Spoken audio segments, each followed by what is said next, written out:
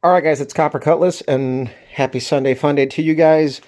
So the layout you see here is what I'm planning on buying a new trailer toolbox. I went over to my good friend JJ's yesterday. We had some laughs, we had some food, we had a good time. And what you see here is my main tools for the racetrack. You got my little Craftsman stacker deal with all my sockets and stuff. You got my old little steel toolbox that has all my basic wrenches, my lug nut sockets, my ohm meter, wire strippers, that stuff. My timing light, my carburetor box is down there with all my jets and stuff. The Mac Tools bag is all of my electrical stuff. We got a bunch of spools of wire in there, connectors, tape, shrink wrap, zip ties, almost everything to wire a car front to back if need be. Everything I've wired a car with has been out of this bag pretty much. I just incorporated the bag just today. This is the size of the toolbox that I'm going to get for the trailer on the tongue. I'm going to replace a smaller one. And I stacked everything up because I got a maximum height of 18.5 inches, and this is perfect. So over here, we have, you hear the dog whining in the background. She's in her crate while the wife's putting groceries away. But this is my spare parts for the racetrack. The shocks I have to figure out something for, but these are belts. We got intake gaskets. Oh, the rodeo's in town. You can hear them upstairs. Now, even though I do have headers, I got manifold gaskets just in case if I blow out header gaskets. I got to order up header gaskets. As you guys know, we blew them out. We figured out the stainless steel header bolts are not very good. The expansion rate is different than the cylinder head, and I think that's why they kept backing out, to be honest with you. But we even got spare rocker arms for the olds. We got a Oldsmobile electric water pump, which you might be asking yourself, why isn't this on there now? Well, we have a flow cooler water pump with an electric drive, and I got an electric drive right here. We got an MSD distributor, a Pro Billet, so when we want to hook up the box, it's there. I got like 2 other HEIs in here. 3 actually, that's 1, 2, and 3. I got this cap, there's another cap in here. Got another fuel regulator here.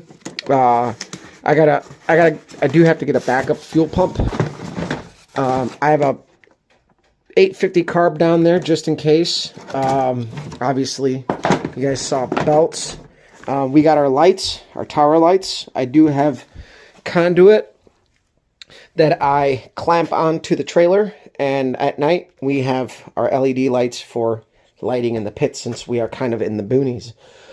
But since we did change our tow vehicle, I have to rearrange things, and I'm trying to conserve space and take into consideration that I do sleep in my tow vehicle, or did in the Suburban. The new truck actually has more room, if that makes sense. Now, it's a 5.5-foot bed, I think. I think it's like a 5, and it's just a little over like 5.5, I think. But I plan on getting a soft top for it because I plan on sleeping in the bed of the truck. And then it's a crew cab, so it's got the big back seats. They fold up, and there's a ton of storage room. So actually what's going to happen is there's going to be under seat storage where I'm going to put my jacks and jack stands, and the spare parts are just going to kind of sit back there. And then there may be another box for my sleeping stuff like blankets.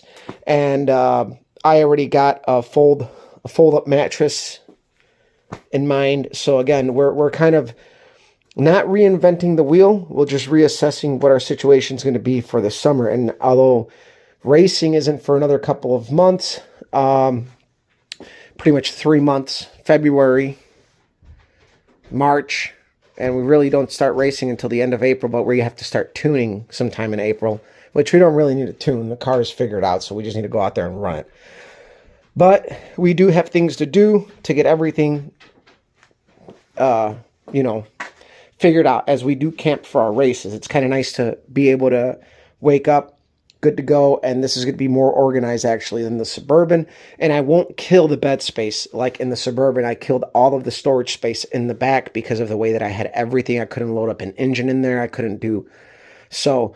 The key element to the soft top for the F-150 that I have now is going to be that it's all foldable and I can still utilize the bed as a bed versus a fiberglass top. So, and I used to have a soft top on the K5 Blazer, used to have, so that's going to be our game plan. But we got plenty of spare parts. Again, just a little bit of everything that we need. There's spare spark plug wires in there. In my carburetor box, I got 2 sets of spark plugs. You know, we got it pretty covered. We've been able to fix issues at the track with our spares, so they've come in handy, and you can never be prepared enough. So I hope you guys enjoyed this short video into what it takes to, you know, organize stuff. Obviously, I don't have my jack or jack stands and straps. That stuff's actually in the trailer box right now, but that stuff's actually going to find its way into the swing out boxes. Well, the straps are. The jack is probably going to go underneath the seat of the truck. But we're planning stuff, and the short block, the 427 short block is totally done. I'll put up pictures of that. I'll even throw in a picture of the K5 Blazer I used to have. And so hopefully you guys enjoyed this short little video. The shorts got a ton of hits. So share, guys. There's a bunch of racing videos I've just been kind of posting up on the page, and hope you guys are enjoying that. But we're getting ready and gearing up to box the frame on the Olds. Just with the purchase of the truck, that took a little bit of time between all the legal stuff, the paperwork, and you know, all that fun stuff. So hopefully I'm going to order up some steel tonight, and then we can start cutting what we have based off of our templates.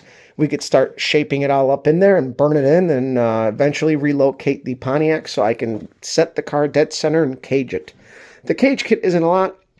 It's just going to be a little labor intensive, a couple of weekends, but we should be able to have it done by March, which is my goal. And then the Pontiac is going to be a little bit on the back burner, as I wasn't expecting to buy a truck at all, but right price. The timing was kind of right.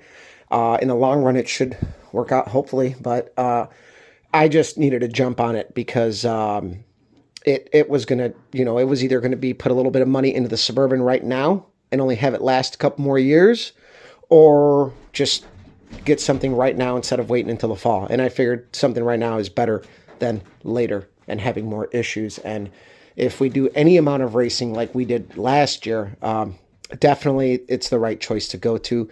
I have 2 track schedules right now that almost have no conflictive dates besides one race date. So who knows? We might be running 2 racetracks next year, and just going after it. Obviously, we're doing the Drag and Drive Sick Week for the Midwest, which starts at our home track. So anyway, let you guys go. Share, like, subscribe. Follow me on Instagram as Copper Cutlass, and hopefully you guys enjoyed the messy side of the basement. This is the shop side of the basement. But yeah, let you guys go.